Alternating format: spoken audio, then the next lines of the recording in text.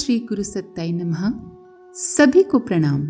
पिछले वीडियो में हमने सुना, जब हमारे मन में राग द्वेष के विचार उठ रहे हों तब हमें पवित्र विचारों से बलपूर्वक इन विचारों को बाहर निकाल फेंकना होगा।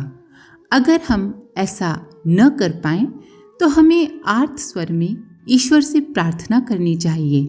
ईश्वर के नाम का जप हमारे हृदय की जलन को शांत करेगा।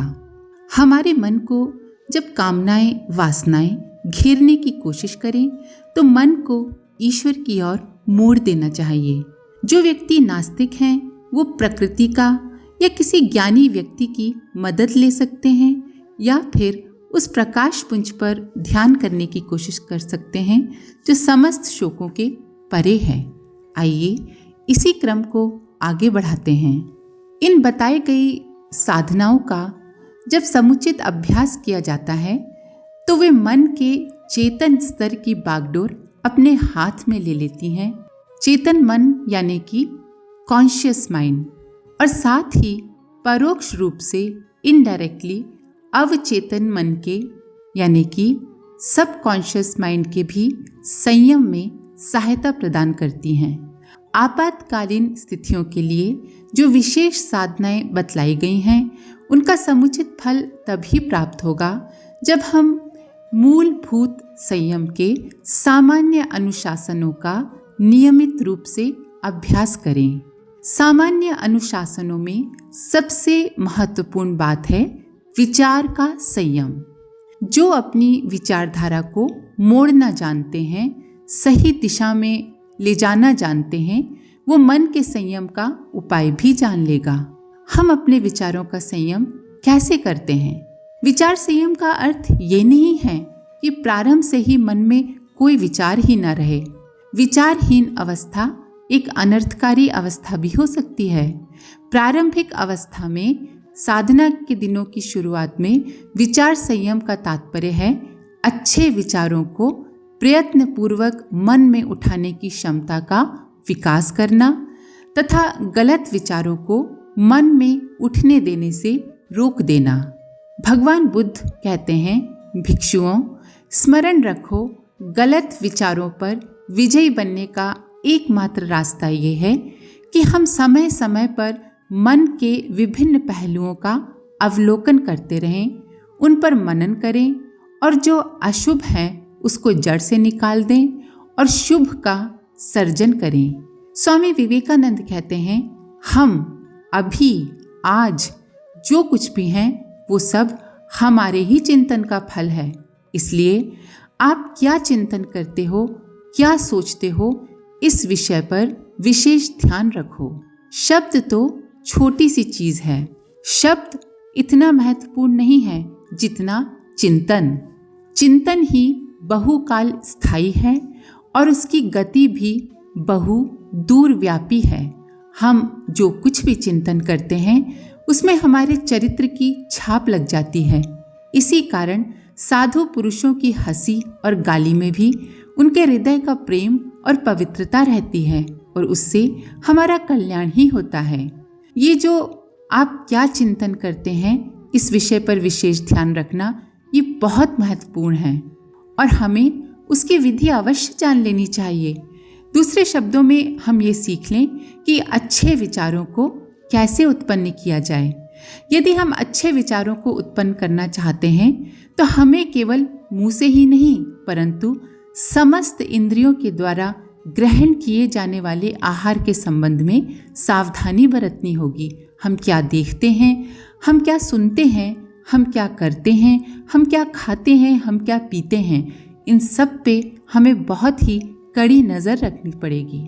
यदि आहार शुद्ध है तो हमारा विचार भी शुद्ध होगा। यदि आहार अशुद्ध है तो हमारा विचार भी अशुद्ध होगा। विचार संयम का मतलब विचार दमन, उनको दबाना नहीं है बल्कि उन पर विजय प्राप्त करना है। उच्चतम स्थिति में अवश्य ही विचार संयम का तात्पर्य विचार के संपूर्ण रुक जाने से है।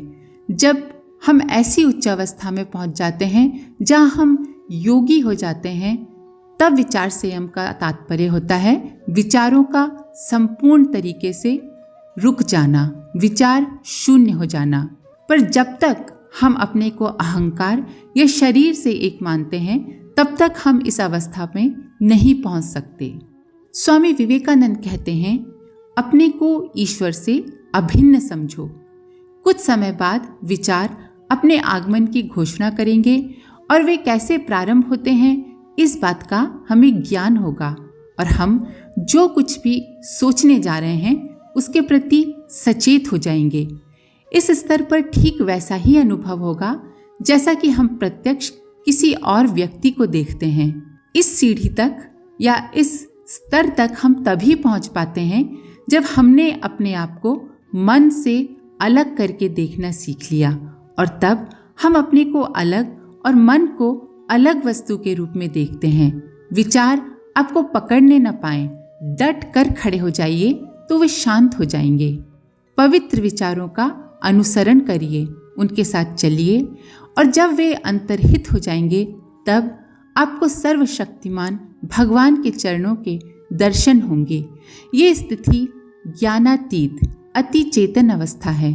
जब विचार विलीन हो जाएं, तब उसी का स्मरण करो, यानी कि ईश्वर का ही स्मरण होगा और उसी में तन्मय हो जाएंगे। यहाँ पर उल्लेखनीय होगा कि हम विचार शून्य अवस्था की प्राप्ति के लिए आवश्यक साधनाओं का अभ्यास किए बिना अधीर न हो बैठें। मन को जहाँ तक बने पवित्र विचारों से भर लेना उचित होगा। इससे मन शुद्ध होगा। जब मन शुद्ध हो जाता है तो विचार अपने आप रुक जाते हैं। गायत्री मंत्र का जाप मनोनिग्रह में बड़ा सहायक है। गायत्री मंत्र का अर्थ है, हम उस दीप्तिमान सविता की वरेण्य प्रभा का ध्यान करते हैं, वो हमारी बुद्धि को शुभ कार्यों में प्रेरित करें। ये वास्तव में बुद्धि को परिष्कृत करने की, पवित्र करने की प्रार्थना है, और ये मन की पवित्रता से ही संभव है। पहले ही कह चुके हैं, मन जितना पवित्र होगा उसे वश में करना उतना ही सरल होगा। महर्षि पतंजलि के अनुसार पवित्र ओमकार मंत्र का जाप मनोनिग्रह में मूलभूत रूप से सहायक होता है। वे कहते हैं, प्रणव का अर्थ, ओम का अर्थ ईश्वर है।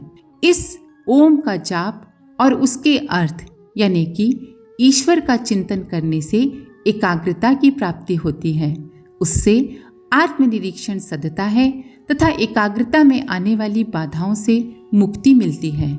जब मन निग्रहित हो जाता है तो आत्मनिरीक्षण और एकाग्रता सधती है। स्वामी विवेकानंद लिखते हैं, जप अर्थात बार बार उच्चारण की क्या आवश्यकता है। वे बोलते हैं, हम संस्कार विषयक मतवाद को न भूले होंगे। हमें स्मरण होगा कि समस्त संस्कारों की समष्टि हमारे मन में विद्यमान है। ये संस्कार क्रमशः सूक्ष्म से सूक्ष्मतर होकर अव्यक्त भाव धारण करते हैं, पर वे बिल्कुल लुप्त नहीं हो जाते। वे मन के अंदर बने रहते हैं, और जैसे ही उन्हें अपनी अनुकूल परिस्थिति या वातावरण मिलता है, वैसे ही वे चित्त रूपी सरोवर की सतह पर उठ आते हैं। जब हम जप करते हैं, ईश्वर के नाम का बार बार उच्चारण करते हैं, तो हमारे अंदर जो पवित्र संस्कार हैं उनको अनुकूल वातावरण मिलता है और वो ऊपर आते हैं। साधुओं का एक क्षण का भी सत्संग भव सागर पार होने के लिए नौका स्वरूप है। सत्संग की ऐसी ही जबरदस्त शक्ति है। बाह्य सत्संग की जैसी शक्ति बतलाई गई है, वैसी ही आंतरिक सत्संग की भी है। बाह्य सत्संग यानी कि संत जनों के साथ का सत्संग, आंतरिक सत्संग अर्थात जप, ध्यान, इस ओंकार का बारंबार जप करना और उसके अर्थ का मनन करना ही आंतरिक सत्संग है। जप करें और उसके साथ उस शब्द के अर्थ का ध्यान करें। ऐसा करने से देखेंगे हृदय में ज्ञान लोक आएगा और आत्मा प्रकाशित हो जाएगी। ओम शब्द पर मनन तो करें ही, साथ ही उसके अर्थ पर भी मनन करें।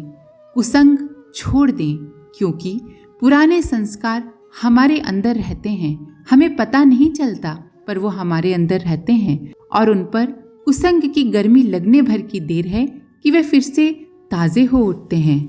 ठीक इसी प्रकार हम लोगों में जो उत्तम संस्कार हैं वे भले ही अभी अव्यक्त हैं, हमें उनके बारे में मालूम नहीं, पर सत्संग से वे जागृत हो जाते हैं। संसार में सत्संग से पवित्र और कुछ नहीं है, क्योंकि सत्संग से ही शुभ संस्कार चित्त रूपी सरोवर की तली से ऊपरी सतह पर उठाने के लिए उन्मुख होते हैं। इसके आगे का अगले वीडियो में। आज के लिए इतना ही। अपने विचार कमेंट बॉक्स में जरूर लिखें। आप सभी का धन्यवाद। ओम शांति। हमारे YouTube चैनल को सब्सक्राइब करें और बेल आइकन को दबाकर ऑल पर क्लिक करें ताकि आने वाले सभी वीडियोस की नोटिफिकेशन आपको मिलती रहे।